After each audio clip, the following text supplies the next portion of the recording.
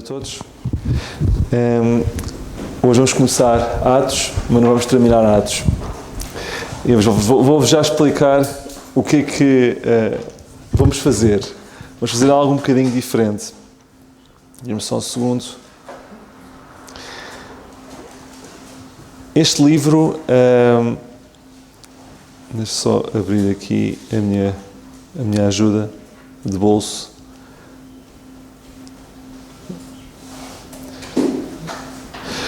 Bom, este livro é um livro muito importante. É um livro mesmo muito importante. E eu tive dificuldade em definir capítulos, porque geralmente a minha capa muito simples tem lá os capítulos, não é? Quando não faço tudo, ponho pelo menos a você uma direção, ou vai do X ao Y, e vocês deduzem depois do Y ao Z e percebem mais ou menos quanto tempo é que demora. Eu não faço ideia quanto é que vai demorar, não se assustem.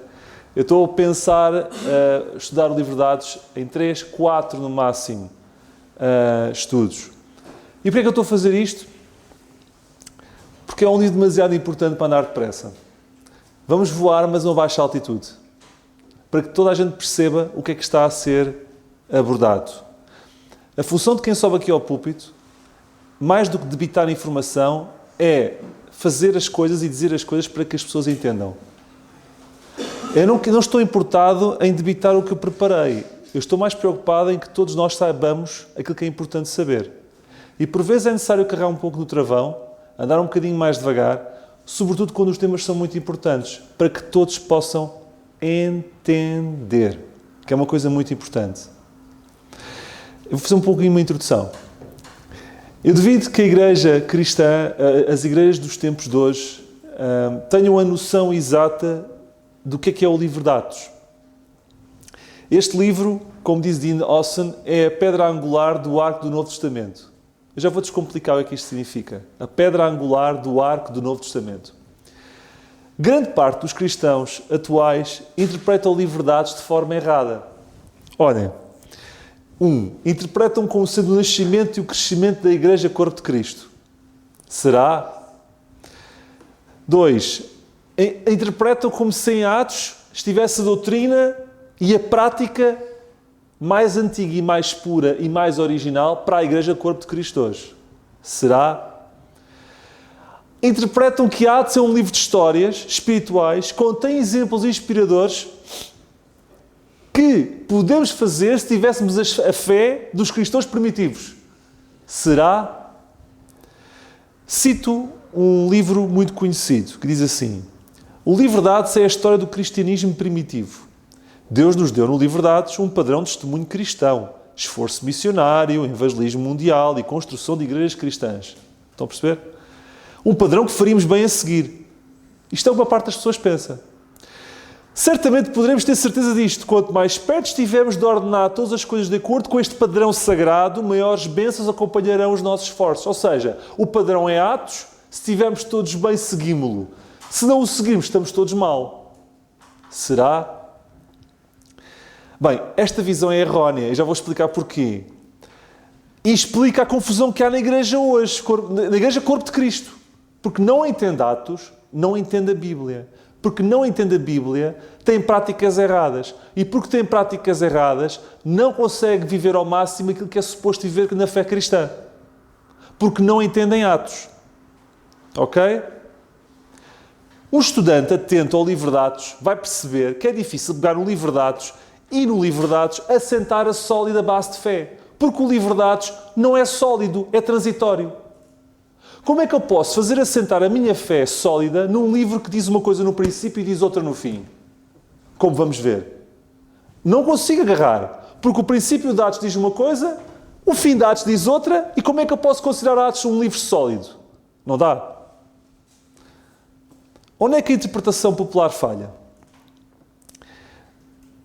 Bom, se o livro de Atos é um modelo, como alguns acham, de testemunho cristão, missionário, esforço e evangelismo mundial, porquê é que ninguém o segue? Porque não conseguem. Porque não conseguem. Tentam-no, mas batem na parede. Porque há ali coisas que eles não conseguem fazer. É giro, eles definem, é o padrão. Desejavelmente, se formos muito bons, vamos seguir, mas ninguém consegue seguir. E mesmo, eu faço agora um parênteses, eu gosto muito de me guiar por alguns crentes que eu tenho grande estima e que não percebem a verdade do mistério, que eu tenho até utilizado muito como uma base de muita coisa que eu vos explico neste estudo. Mas quando chegam ao livro dos Atos, patiram todos. Patiram todos. Eu, por descargo de consciência, fui ouvi-los também, fui ler e etc. E aquilo é complicado. É complicado. E por isso é que é importante nós pararmos um bocadinho do voo e irmos um bocado mais devagar. Então qual é a mensagem que devemos pregar? Vejam o livro de Atos, as diferenças do livro de Atos. Arrependam-se e sejam batizados para a remissão dos pecados, que Pedro pregou para anunciar a vinda do reino em Atos 2,38? Ou devemos pregar o que está em Atos 20, 24? Aliás, ou devemos pregar o Evangelho da Graça de Deus que está em Atos 20, 24? É porque não são a mesma coisa. Ou pregamos aquilo que Pedro diz, que anuncia o reino e prepara o reino, batismo para remissão de pecados, ou pregamos Atos 20, 24, Evangelho da Graça de Deus. Eu não posso utilizar Atos como um todo, como uma base sólida da minha fé. Eu tenho que escolher o que é que de Atos eu vou utilizar como base sólida de fé. E para isso é preciso perceber as coisas que diferem, mesmo no livro de Atos. Percebem todos? E se estiver a andar depressa, digam-me, que eu não posso andar depressa neste livro. Ninguém pode pregar o que Pedro ensinou e simultaneamente pregar as verdades gloriosas de Efésios e Colossenses. Não dá. Ou prego Atos 2:3 ou prego Colossenses e Efésios. As duas não casam. Por exemplo, para onde e para quem pregaremos? Vamos começar o nosso ministério na introdução ainda. Vamos começar o nosso ministério em Jerusalém, como fizeram os 12, na sua grande comissão, Atos 1:8, ou devemos, como está em Atos 22, 21, ir para longe até aos gentios? Para quem? É tudo a mesma coisa? Mais.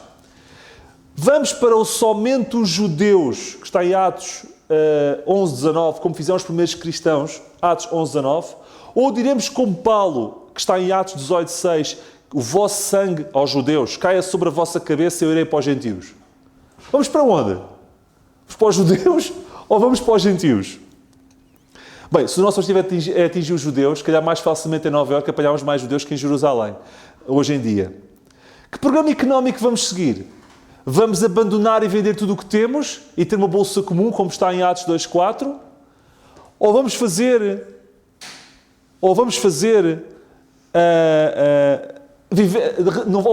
não vamos vender as coisas todas que temos e vamos contribuir na medida que cada um pode e quer e segundo o seu coração para a obra de Deus, como Paulo nos diz. Como é que fazemos? Se seguimos o mesmo padrão de Atos 2:4, ter uma bolsa comum, podemos ter a certeza que não vamos ter falta de nada? Ou vamos acabar, como está em Atos 4:34, que aqueles que davam tudo não tinham falta de nada? Ou vamos acabar, como em Romanos 15:26, como aos pobres santos de Jerusalém? É porque havia garantia que se tu desses, tu não ias ter falta. Mas espera aí, mas há crentes que têm falta. Os pobres de Jerusalém. Como está em Romanos 15:26. Então se nós demos, vamos ter falta ou não vamos ter falta? Qual é o modelo económico? Se pudéssemos usar Atos como modelo, se tivermos perseguição, podemos esperar a libertação divina ou estamos entregues à nossa sorte? É porque eles tinham perante a perseguição libertação. Os anjos entravam em cena, libertavam das prisões, eles pisavam cobras e e continuavam a correr e estava tudo bem. Nós hoje é assim. Olhem, os 12 esperavam libertação, mas Paulo em Romanos 8, 22 e 23 diz porque sabemos que toda a criação geme, está a sofrer, e com dores de parto até agora.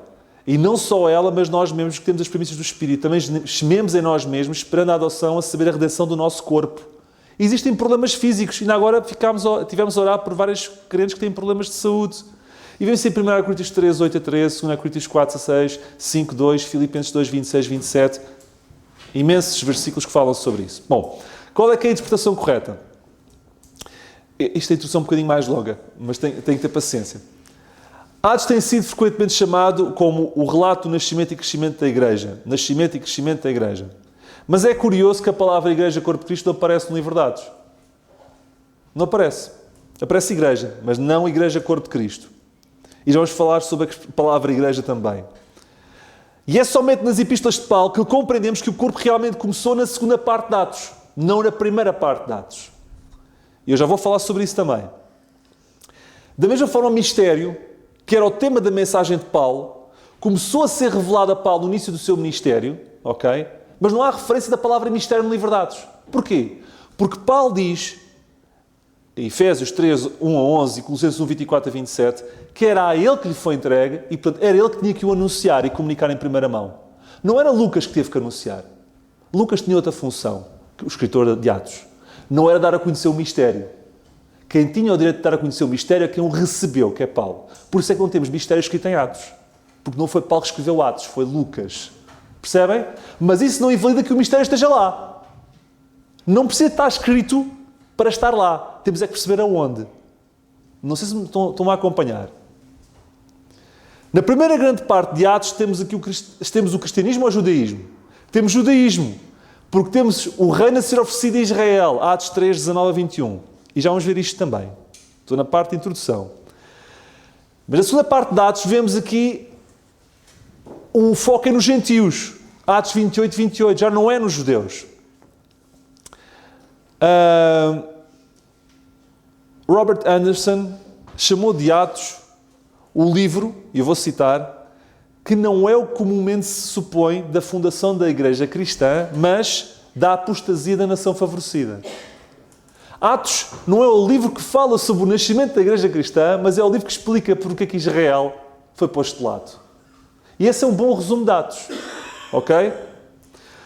Pedro domina a primeira cena de Atos, Paulo domina a segunda cena de Atos, vemos uma transição do programa profético para o mistério, vemos aqui, no princípio, o povo judeu, o judaísmo, vemos no final os gentios em cena,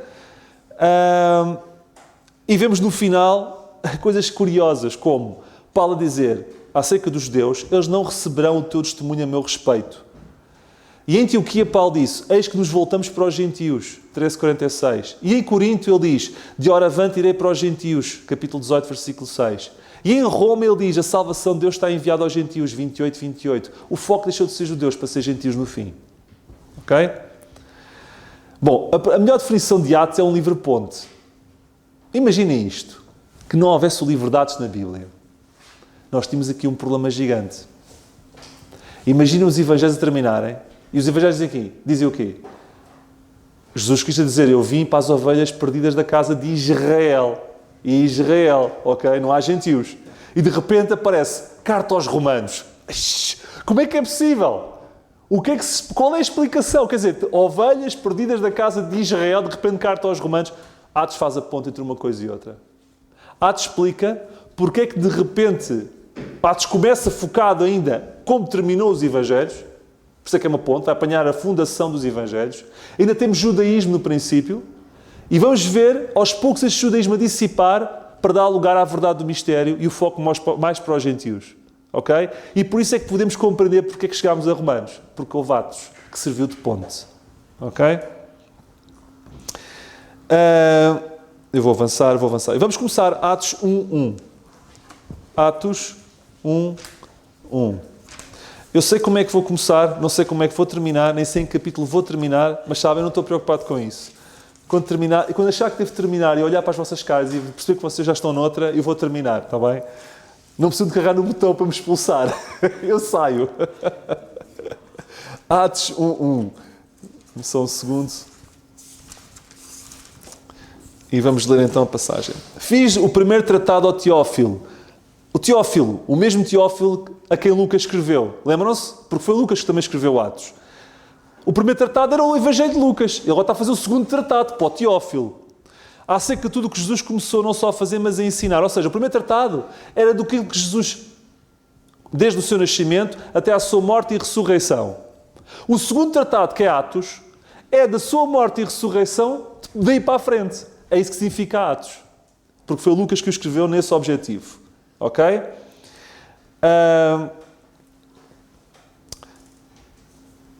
Portanto, devemos estar preparados para ver no início de Atos comportamentos idênticos aos comportamentos que víamos nos Evangelhos. Os milagres poderosos, proclamação do reino, ensinamentos do próprio Cristo ascendido, etc, etc, etc. E, portanto, É impossível. Se o princípio de Atos faz uma ligação aos Evangelhos, como é que podemos tirar alguma coisa de Paulo dali, quando Paulo diz que aquilo que recebeu foi diretamente de Cristo? Não houve passagem de testemunho de discípulos nenhuns.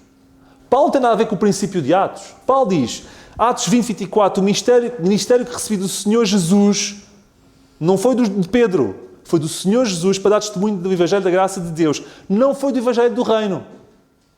Ok?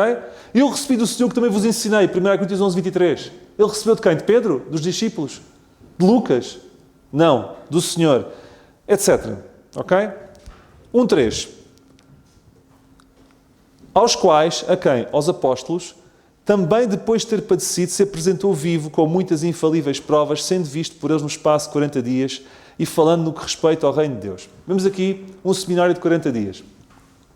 Depois da ressurreição, o Senhor Jesus teve 40 dias, onde se apresentou vivo com muitas infalíveis provas para que a sua ressurreição fosse credível, para que pudesse estimular um movimento que pudesse credibilizar a aceitação do reino, e para isso o Senhor apresentou muitas infalíveis provas para despoltar esse movimento que começou, que produzia convertidos em grandes quantidades, aos milhares, e por isso é que ele teve que se apresentar perante toda a gente, mas também serviu de seminário privado para os discípulos, ok? Para que eles tivessem todas as respostas no que toca ao reino de Deus, ok? Falou com eles sobre coisas concernentes ao reino de Deus. E, portanto, isto faz lembrar Lucas 24, 45, eu cito, que depois da ressurreição, o Senhor, perante os discípulos, abriu-lhes o entendimento para compreender as Escrituras. Os discípulos até então, havia coisas que não compreendiam. Porquê é que vais ali? Porquê é que vai acontecer isto? E a Bíblia diz muitas vezes, mas eles não entendiam. Pois é, depois da ressurreição, as dúvidas foram esclarecidas, através do Espírito Santo, os olhos foram abertos, eles puderam compreender as Escrituras. As Escrituras. Coisa muito importante. As cartas de Paulo estavam escritas na altura. Paulo nem sequer tinha se convertido, certo? Então ele compreendeu o quê? Os discípulos compreendiam Colossenses? Compreendiam Efésios? Compreendiam o Velho Testamento? E em função da compreensão que tinham do que estava escrito até então, eles obedeciam e aceitavam-no e viviam. Então eles viviam a sua fé em função do quê? Do que tinham. O que é que tinham? Era lei e profecia. E viviam isso. Entendem? E é assim que entramos em Atos. Eles a viverem e a compreenderem o que tinham. E o que tinham nas Escrituras até então. Percebem agora? E dominavam. E vamos ver porque é que é tão importante nós percebemos que eles compreendiam. Porque se compreendem, o que vão fazer a seguir não revela desconhecimento, revela compreensão. E há muitos que criticam alguma coisa que os discípulos fazem como sendo por motivação carnal e não como motivação espiritual. Eles compreendiam. E o que vão fazer daqui para a frente foi de olhos abertos. E faziam-no porque sabiam que deviam fazer. E já vou falar sobre isso. Atos 1. Isto não é fácil, sabem? O Pedro, eu gosto daquela passagem, ainda bem que o Pedro escreveu aquela passagem que Paulo tinha coisas difíceis de entender, porque assim não me sinto único. Eu também há coisas que eu não percebo de Paulo. E, portanto, eu sinto-me como Pedro muitas vezes, mas é importante todos nós estudarmos isto com calma para percebermos. 1, 4 e 5. E estando com eles, com os discípulos, terminou-lhes que não se ausentassem de Jerusalém, mas que esperassem a promessa do Pai. Eu não vou ler Atos de um versículo a versículo, atenção. Mas os primeiros capítulos são essenciais. E depois vamos dar aqui um salto, está bem? Eles não se deviam ausentar de Jerusalém, os discípulos, mas que esperassem a promessa do Pai. Já vamos ver que promessa é esta. Ok? Que disse ele, de mim ouvistes. Porque, na verdade, João batizou com água, mas vós sereis batizados com o Espírito Santo. Esta é a promessa. Deviam esperar o batismo do Espírito Santo. O Pentecostes fica em Jerusalém à espera deste batismo do Espírito Santo, do cumprimento desta promessa de Pentecostes. Não muito depois destes dias. Estaria breve. Ok? E, portanto, eles deviam ficar em Jerusalém. Era que Jerusalém que iria produzir toda a bênção para o resto do mundo. Enquanto Jerusalém não estivesse totalmente virada para Deus e Israel virada para Deus, não poderia sair dali a bênção para o resto do mundo. Por isso eles deviam se focar em Jerusalém, garantir que Jerusalém e Israel era convertida para a mensagem do reino, a aceitação de Cristo como rei, ok? Crucificado, ressurgido, mas como rei, e só depois de poder advir daí bênção para o resto do mundo. Mas até Israel estar bem resolvido, não podia ser bênção para ninguém. A nação de sacerdotes tinha que primeiro se voltar para o sacerdócio, para poder ser sacerdotes, que é um dos princípios do reino, ok? E deviam esperar promessa do Pai. Lucas 24, 49 diz assim: eis que sobre vós envio promessa do meu Pai, mas ficai na cidade de Jerusalém até que sejais dotados do poder do alto. É a manifestação do Espírito Santo, como vamos ver no Pentecostes. Ok? Há uma diferença entre este, eu já vou explicar melhor, mas entre Pentecostes houve batismo com o Espírito Santo. Quando nós convertemos, ok? É o Espírito Santo que nos batiza num corpo. É diferente. E o que temos em Pentecostes, eu já vou falar com detalhes sobre Pentecostes, não é a recepção do Espírito Santo que nós, Igreja Corpo de Cristo, recebemos quando nos convertemos. Porque quem batiza no Espírito Santo é Deus. E quem nos batiza a nós é o Espírito Santo. A nós. Num corpo, no qual a cabeça é Cristo. Mas já vou identificar e explicar isto melhor. Ok? Atos 1:6. Aqueles, pois, que se haviam reunido perguntaram-lhe, dizendo: Senhor, restaurarás tu neste templo o reino em Israel? Vamos abrandar que eu acho que estou um bocado acelerado. A pergunta que os discípulos fizeram foi: ó Senhor, tu vais restaurar brevemente o reino está quase a chegar. Eles não perguntaram se o reino vinha. Atenção, eles estavam bem cientes, eles conheciam as Escrituras. Estão a perceber porque é importante ter conhecido as Escrituras? Eles sabiam tudo de trás para a frente. Agora não temos discípulos incrédulos, nem discípulos com dúvidas. Eles sabiam bem as profecias todas. E eles perguntaram: quando? Não se. Eles sabiam que o que tinham perante eles a chegar era o reino. Mas há aqui a graça aonde? Há aqui a Igreja de Corpo de Cristo aonde? Então os próprios estão a dizer que estão à espera do reino que vai ser oferecido. Como é que podemos ver em contexto de Igreja de Corpo de Cristo? A dúvida deles era quando. Não era se vinha. Era quando vinha. Ok? Tu, neste tempo, restaurarás o reino em Israel. É importante perceber as palavras. Ok? E o que eles ambicionavam não era a Igreja de Corpo de Cristo. Eles desconheciam. Era um mistério. Era o reino. Era o reino. Qual foi a resposta? Atos 1:7. A resposta do Senhor Jesus também é especial. O Senhor disse: estão enganados, meus queridos. Vocês, o reino... Quem é que vos garantiu que o reino vinha? Foi isso que Jesus disse. Não vos pertence saber os tempos ou as estações. Ou seja, o timing não tem nada a ver com isso. O que Deus diz é: está certo, mas o timing não é da vossa conta. Foi essa a resposta. Se os discípulos estivessem errados na assunção de que o reino estava a ser quase a ser estabelecido, acham que Jesus não teria tido a oportunidade, na altura, de ter dito: estão enganados, não é o reino que vem aí, a Igreja de Corpo de Cristo? Ou outra coisa qualquer. Jesus não os condenou pela assunção de que o reino vinha. Ele disse-lhes foi: calmem os cavalos, o que querem virá, mas o tempo é da minha conta, não é da vossa. Percebem? Há 2 versículos-chave em Atos. Há este: Senhor, restaurarás neste tempo o reino em Israel, Atos 1:6, e há Atos 28. Seja-vos, pois, notório que a salvação de Deus é enviada aos gentios para que o ouçam. Estão a ver o Polo Sul e o Polo Norte de Atos? Entre estas 2 passagens temos uma mudança, uma transição, que eu vou tentar-vos explicar. No princípio temos alguém à espera do reino. E no final, para os judeus, o reino messiânico, temos judaísmo em estado puro. No final de Atos vemos esquecer os judeus, vamos para os gentios. O que é que se passou aqui? Como é que eu posso pegar no livro de Atos e estou a dizer base de fé da igreja hoje? Não, vamos perceber qual da parte de Atos é que é base de fé.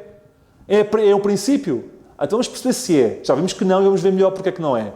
Se é no fim, vamos ver que sim. E vamos perceber porquê. Ok? 1:8. Mas recebereis a virtude do Espírito Santo. Lá está. Vocês, o reino está a chegar. Mas, antes disso, tudo começa com a recepção da virtude do Espírito Santo. Pentecostes.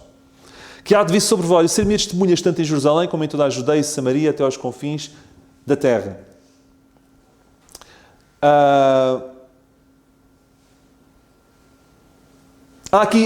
Isto é uma grande comissão. Há pessoas que dizem assim: há várias grandes comissões. Há só uma, só que há várias facetas diferentes da mesma grande comissão dos Evangelhos. Aqui é uma extensão da grande comissão que vem dos Evangelhos. Não é uma nova, é a mesma. Mas esta não é a nossa grande comissão, como já vamos ver daqui a bocadinho. Os 11 foram aumentados para 12, depois da ascensão. E ficaram felizes de fazer discípulos, e imaginavam-se a fazer discípulos discípulos no resto do mundo e estavam focados nisso. E Pedro implora-lhes para que eles se foquem nisso e se dediquem a isso. Atos 3, 25 a 26, nós lemos. Eu já vou voltar atrás, mas tenho que ler isto. Nas varandas de Salomão, ele diz assim: vós sois filhos dos profetas. É como se Pedro estivesse a dizer: acordem, temos o reino a chegar, dediquem-se a isso, falem do reino aos outros. Vocês são filhos dos profetas e do concerto que Deus fez com os nossos pais, dizendo a Abraão: na tua descendência serão benditas todas as famílias da terra. Estão a ver? Da tua descendência, Israel vai servir de bênção para o resto do mundo. O corpo de Cristo não é isto. O corpo de Cristo é judeu e gentio, é tudo igual. O que é isto? Do judeu vai dar a bênção para o resto do mundo e da tua descendência de Israel, todos os outros serão abençoados. Isto não é uma linguagem da verdade do mistério. Ressuscitando Deus a seu Filho Jesus, primeiro o enviou a vós, para que nisso vos abençoasse e vos desviasse a cada um das vossas maldades. Temos aqui Pedro a tentar, por favor, convertam-se, aceitem o reino, convertam-se, aceitem o reino. Mas, em Romanos 11:15, nós percebemos porque é que o reino foi rejeitado por Israel. Diz assim: porque se a sua rejeição é a reconciliação do mundo, qual será a sua admissão se não havia dentre os mortos?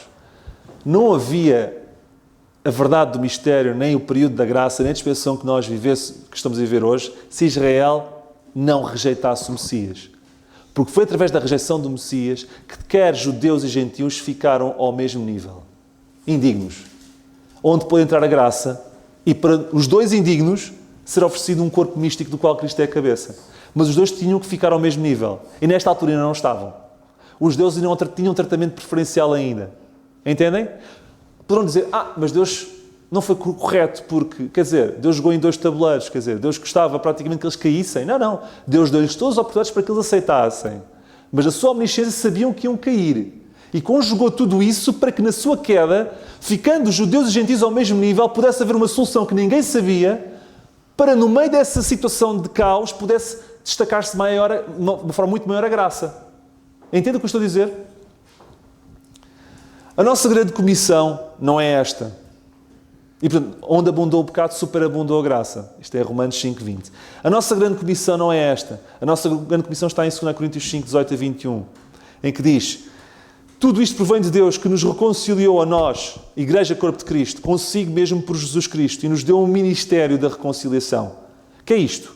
Que Deus estava em Cristo reconciliando consigo o mundo, não lhes importando os seus pecados, e pôs em nós a palavra da reconciliação. Esta é a nossa grande comissão, é explicar aos outros como é que podem chegar a Cristo, no contexto da Igreja Corpo de Cristo. Sem batismo para arrependimento de pecados, apenas e só nos méritos de Cristo, não nas obras. Entendem? Isto é a nossa grande comissão. Atos 1:9. Atos 1:9. E quando dizia isto, vendo eles, foi levado às alturas. E uma nuvem o recebeu, ocultando os seus olhos. Aos olhos de quem? Dos discípulos. É giro, porque os discípulos nunca viram o Senhor nos ares, só o viram em terra. Paulo nunca viu o Senhor em terra, sempre viu o Senhor nos ares. Estão a ver a diferença? Profecia e mistério. Os discípulos, quando o Senhor subiu, uma nuvem tapou-o. Eles nunca viram o Senhor nos ares. Já Paulo nunca viu o Senhor em terra, sempre se tradou com o Senhor nos ares. Tem tudo a ver com profecia e mistério. Como é que podemos ter aqui a Igreja Corpo de Cristo? Não temos ainda. Ok?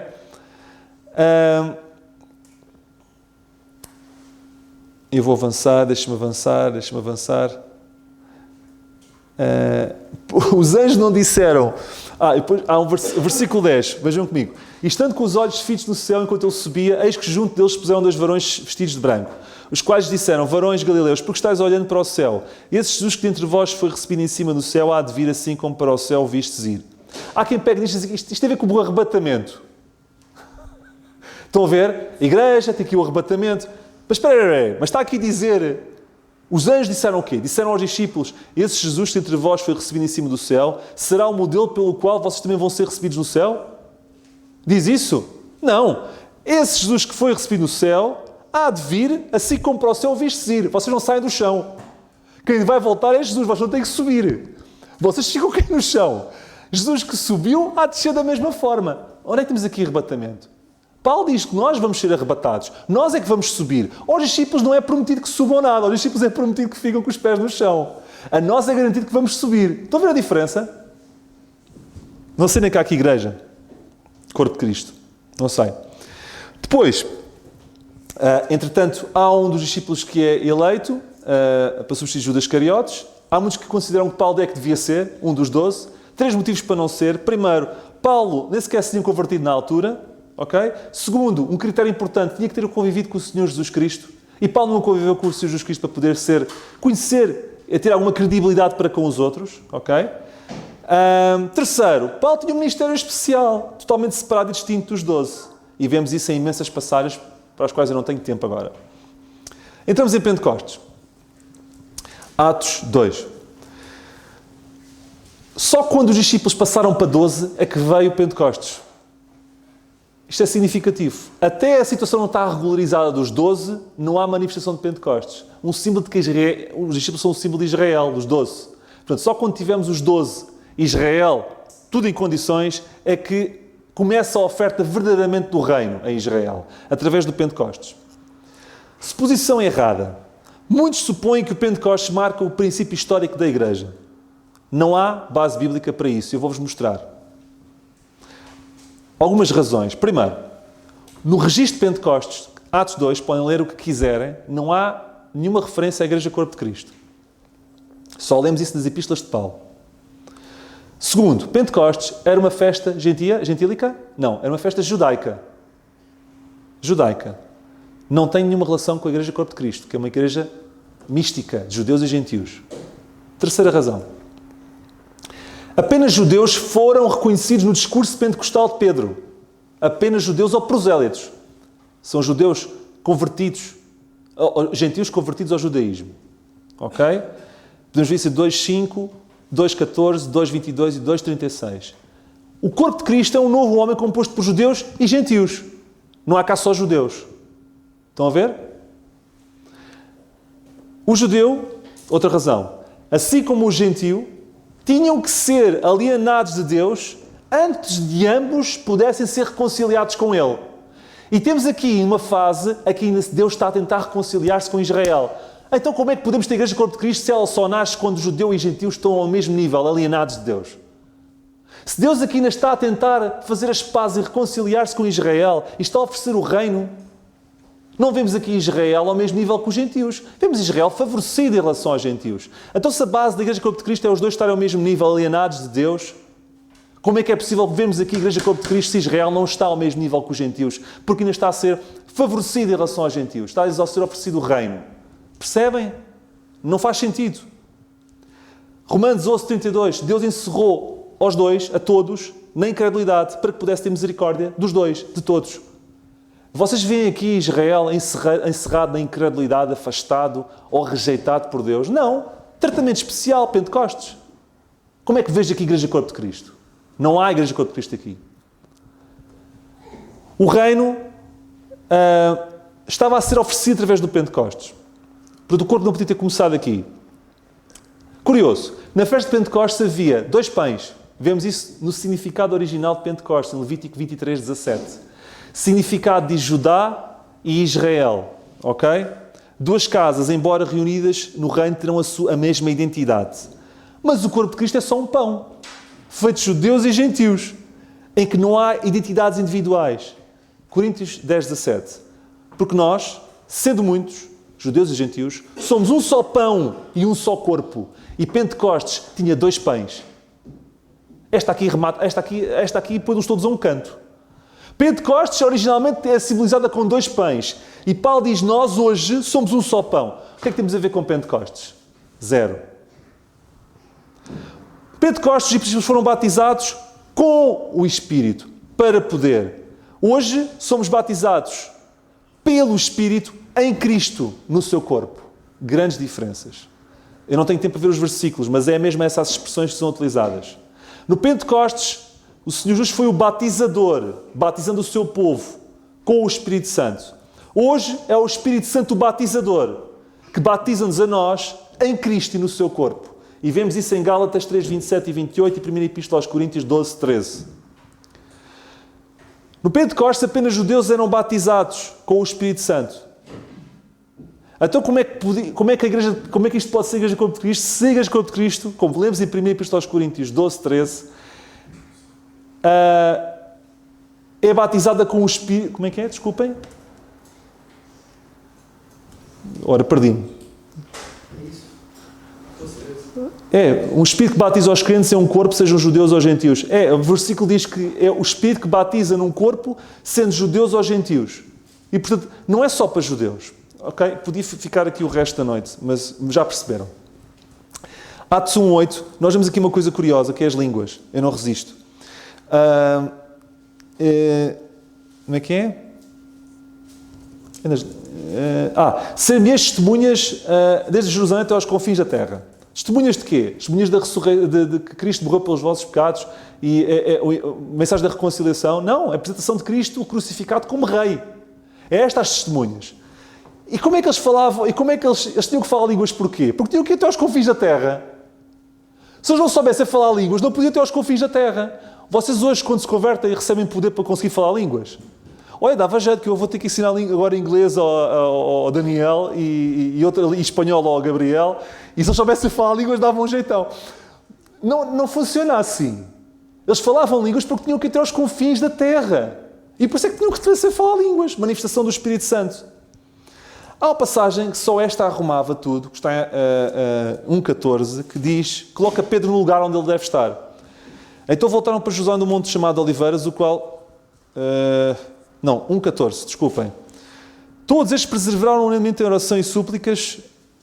Não, isto não está a correr bem. Eu estou a citar isto mal. Ele que diz, Pedro, porém, pondo-se de pé com os 11, levantou a sua voz. Tinha isto de 1:14. 2:14? É isso, 2:14, obrigado. Pedro, porém, pondo-se de pé... Isto, olha, sabe uma coisa? Onde é que Pedro deve estar? Olha, sabe onde é que Pedro deve estar? É aqui. Até a Bíblia explica onde é que a gente deve colocar Pedro. Pedro deve estar com os 11. Porquê que as pessoas tiram Pedro dos 11? Assim, Pedro, porém, pondo-se de pé com os 11. Pedro não é com Paulo. Pedro é no lugar dos 11. E sobre isto não posso dizer mais, está bem? Capítulo 2, versículos 16 e 17. Isto é o que foi dito depois de falar da descida do Espírito Santo. Pedro fala de imensas coisas e depois termina e diz isto. Isto foi profetizado pelo profeta Joel. E depois explica. Nos últimos dias acontecerá, diz Deus, que do meu Espírito derramarei sobre toda a carne. Ou seja, estava a dizer que estávamos a viver os últimos dias. Nós hoje podemos dizer que estamos a viver os últimos dias.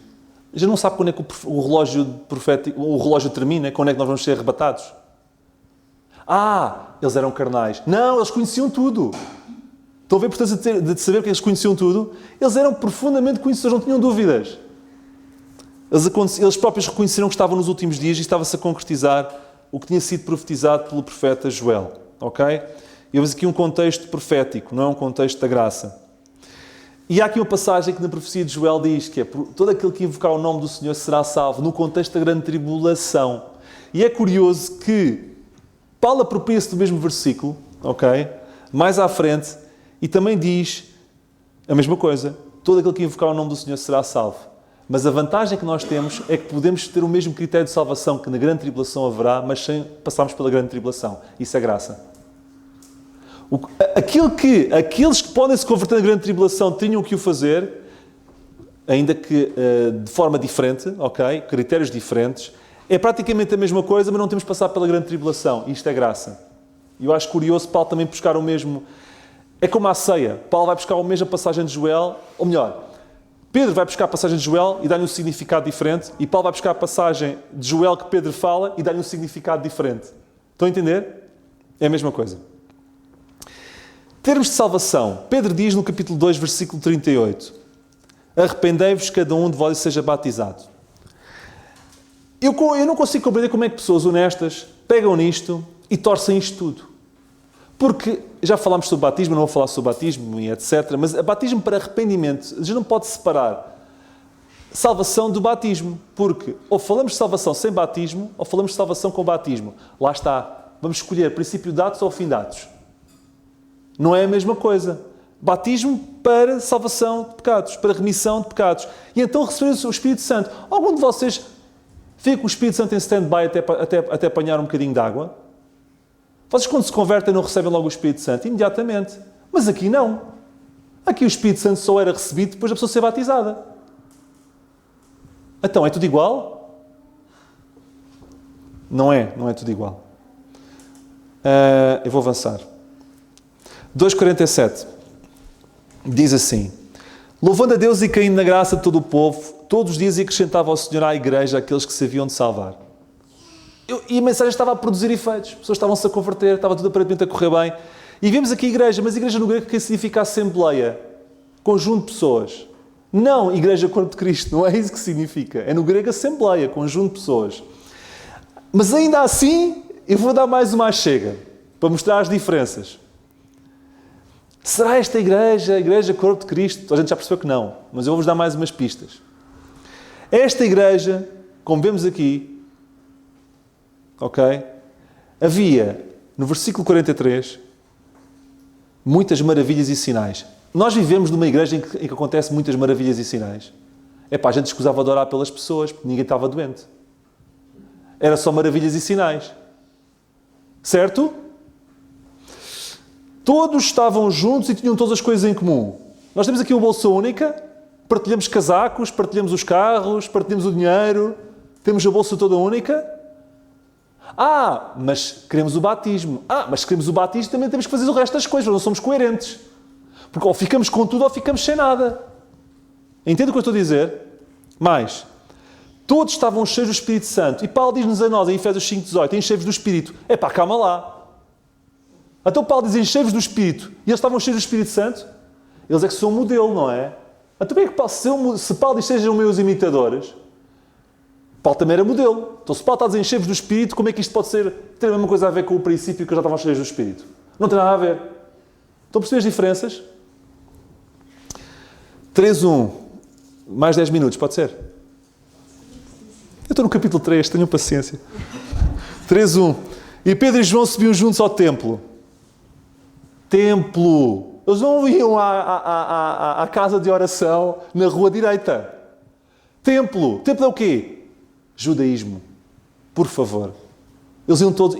mas eram carnais. Não, eles eram profundamente conhecedores das Escrituras. Eles faziam as coisas como deviam fazer. A Igreja Corpo de Cristo iam para o templo. Estão a perceber? O que é que se faz no templo? Rituais judaicos. Mais. Porque eles estavam focados nos judeus. Podíamos falar daquele homem que começou a andar e saltar a louvar a Deus quando chegou nas portas do templo e ele parte e eu não tenho, mas o tenho te dou, levanta-te e anda, e ele começou a saltar. Isto é um símbolo do que é que ia ser dado a Israel, como um paralítico, como alguém que não andava, que ia passar a saltar, receber as bênçãos do reino. Aquele homem é um exemplo de como é que Deus queria que Israel ficasse e que vai estar um dia. Ok? Eu não tenho tempo para isso. Vemos aqui, Pentecostes converte-se 3.000 pessoas, o capítulo 4, e vemos um número aumentado para 5.000. Alguém dirá, mas o reino está a ser aceito. Calma, isto não é uma nação, até porque a liderança da nação nunca aceitou. E já vou falar sobre isso. E chegamos ao capítulo 4, 1-4. Estando eles falando ao povo, sobrevieram os sacerdotes. E aqui começa a rejeição aos poucos. E o capitão do templo e os saduceus rejeitavam a ressurreição. E é curioso, porque no ministério de Cristo, na terra, quem é que eram os maus da fita? Os fariseus. Mas eles não tinham problemas com a ressurreição e com os anjos. Eles sempre acreditaram nisso. Os saduceus não aceitavam atos miraculosos e nem aceitavam a ressurreição. A ressurreição punha em causa a sua própria existência, a sua própria convicção. Eles não aceitavam nada disso. E por isso é que são eles agora os maus da fita. Entendem porquê? Doendo-se muito que ensinasse o povo, lá está, doíam-se porque isso ia contra as suas convicções, percebem?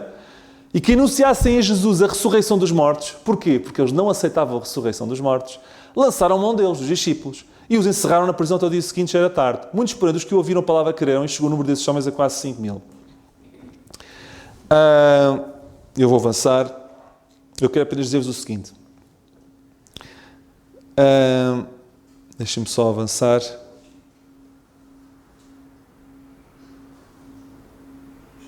Versículo 5.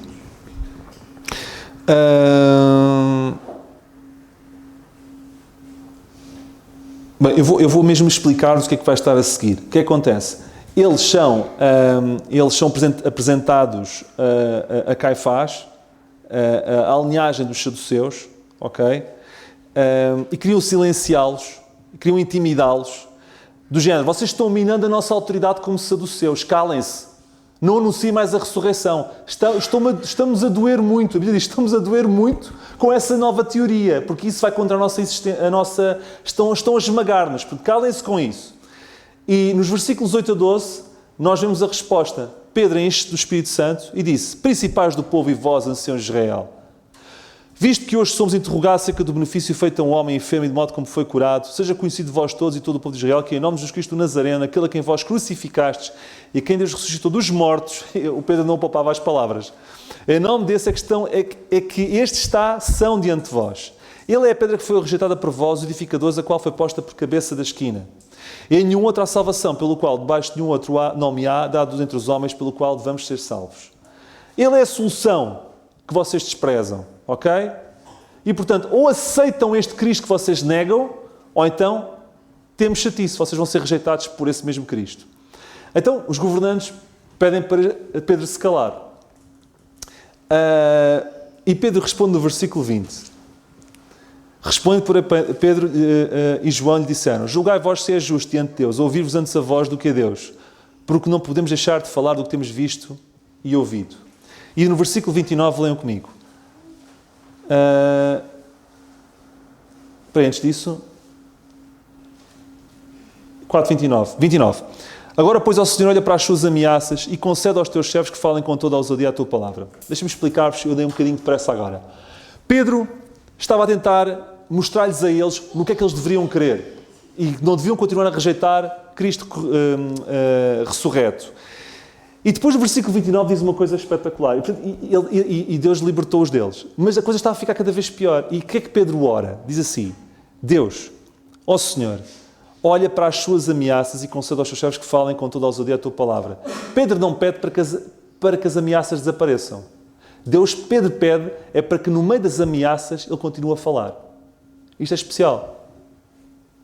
E sabem, foi isto que fez que estes primeiros cristãos messiânicos crescessem tanto. 4, 5 mil, eram aos milhares. Porque havia perseguição. Isto faz lembrar a China.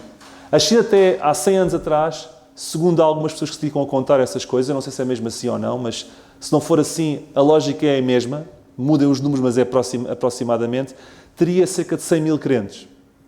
Surge o comunismo e multiplicou-se de tal forma que no espaço de 50 anos passaram para 800 milhões. Eu não sei se os números estão certos. Não interessa. Mas subiu de forma astronómica. Astronómica. Pela perseguição. E poderão dizer assim, a Igreja Messiânica estava a aceitar. Não. Os líderes da nação continuavam a rejeitá-lo. Só que o poder de Deus estava a ser manifestado de tal forma que as pessoas continuavam a crer neste Cristo Messiânico. Ok? Bem, eu vou ter mesmo 5 minutos, está bem? Encontramos Ananias e Safira. Sabem a história de Ananias e Safira, em que eles não declararam as coisas como deviam declarar, das vendas que deviam fazer. E eles caem redondos no chão mortos, ok? Nesta época não somos ordenados a vender tudo o que temos, mas isso não significa que tínhamos permissão para viver e para comprar tudo o que queremos, ok? E passa à frente. Mas há uma coisa curiosa. O tratamento que deve ser dado ao pecado, nós vamos ser implacáveis com o pecado mesmo na igreja. Pedro podia ter pensado, eu não vou castigá-los. Eles não vão cair redondos no chão. Aliás, Pedro não fazia nada, foi o Espírito Santo nele que fez. Porque o Espírito Santo dominava Pedro. Pedro não teve, eu acredito, não teve ai nem ui. Mas Se fosse para decidir, não, vamos fazer uma coisa agora, está tudo a crescer, os crentes estão a crescer tantos, são aos milhares, agora vamos 2 mortos. Isto vai estragar aqui o processo aqui do reino, de concretização do reino, as pessoas vão começar a afastar-se. Depois da morte de Ananias e Safira, houve algum esfriamento? Não. 5:14. Logo depois, a multidão dos que criam no Senhor, tanto homens como mulheres, crescia cada vez mais. Sabe o que isso quer dizer? Nós nunca devemos de agir como devemos agir, preocupados com as consequências. Devemos sempre fazer o que está certo.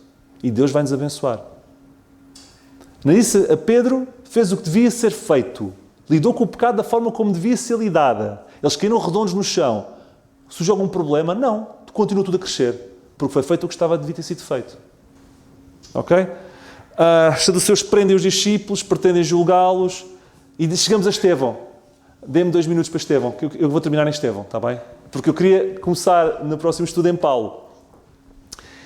E Estevão destacava-se por ser um homem cheio de fé, 6:5. Vemos que ele era um homem cheio de fé e do Espírito Santo. Era um alvo a abater, por parte dos saduceus e companhia. Estevão faz uma brilhante sinopse, que é uma análise retrospectiva da história de Israel, desde Adão praticamente até chegar à ressurreição de Cristo. Sugiro que leiam porque é brilhante. E no final acusa as líderes da nação. Vocês são homens de dura cerviz, 7:51-53, estou a citar. Incircuncisos de coração. Vemos aqui os líderes a aceitarem o reino? Não. Agora foste traidores e homicidas, recebeste a lei para a ordenação dos anjos e não a guardastes. Bom, eles ouvindo isto, ficaram doidos. Blasfémia, vamos apedrejá-lo. 54. 7:54. E ouvindo eles isto, enfureciam os seus corações e rangiam os dentes contra ele.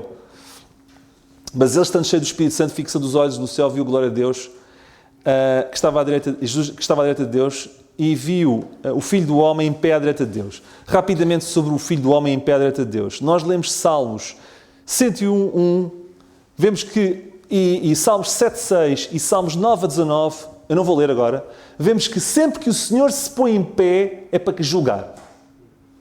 Leiam se quiserem, Salmo 101:1, 7:6 e 9:19. Sempre que o Senhor está em pé, é para julgar. O que vinha aí era julgamento. E sobre o julgamento a seguir, vinha a oferta do reino. Estão a perceber? Estava tudo a correr no contrarrelógio. Até que entra a verdade do mistério. Há uma parábola, e eu termino com isto, que está em Lucas 19:12-14, em que fala sobre aquele homem nobre, que partiu por uma terra remota, a fim de tomar um reino para si e para voltar depois. É uma figura do Senhor Jesus, que depois de ressurgir, foi preparar o reino para voltar depois. E mandou servos para anunciar. Certo? Estevão e companhia. O que aconteceu a esses servos? Foram rejeitados, foram maltratados. O que aconteceu? Os embaixadores que os maltratavam, os saduceus, isto é uma analogia, disseram, não queremos que este reine sobre nós. Isto é a parábola. Não queremos que este reine sobre nós. Foi uma coisa que aconteceu. Os servos estavam a ser apresentados para que o reino pudesse ser oferecido. E os líderes da nação diziam, não quero que estes que representam este rei, e não quero que este rei que eles representam, reine sobre nós. Fora com eles, vamos matá-los. E por isso é que Israel rejeitou. E ao Israel rejeitar os servos, estava a rejeitar o rei dos servos. E ao rejeitar o rei dos servos, pôs-se em igualdade pontual com os gentios, todos na mesma base. Palavra foge-me, de indignidade, para que pudessem receber tanto os gentios como os judeus a graça. Foi essa a base para que o Evangelho da graça pudesse ser estabelecido. David, corrige só, é o Salmo 110, versículo 1, e não o Salmo 100. Obrigado. O Senhor está sentado e se levanta para julgar. O Senhor, meu Senhor, senta-se à mão direita até que ponha os teus inimigos por cabelos dos teus pés. 110. Obrigado, 110:1. Bom, terminei, ok? Espero que estejam vivos no meio deste voo. Vamos continuar, mas era importante falar-vos, se eu não fizesse desta forma o estudo de Atos, ia-se perder muita coisa importante. E é importante percebermos isto, porque há grandes diferenças. Que o Senhor nos abençoe.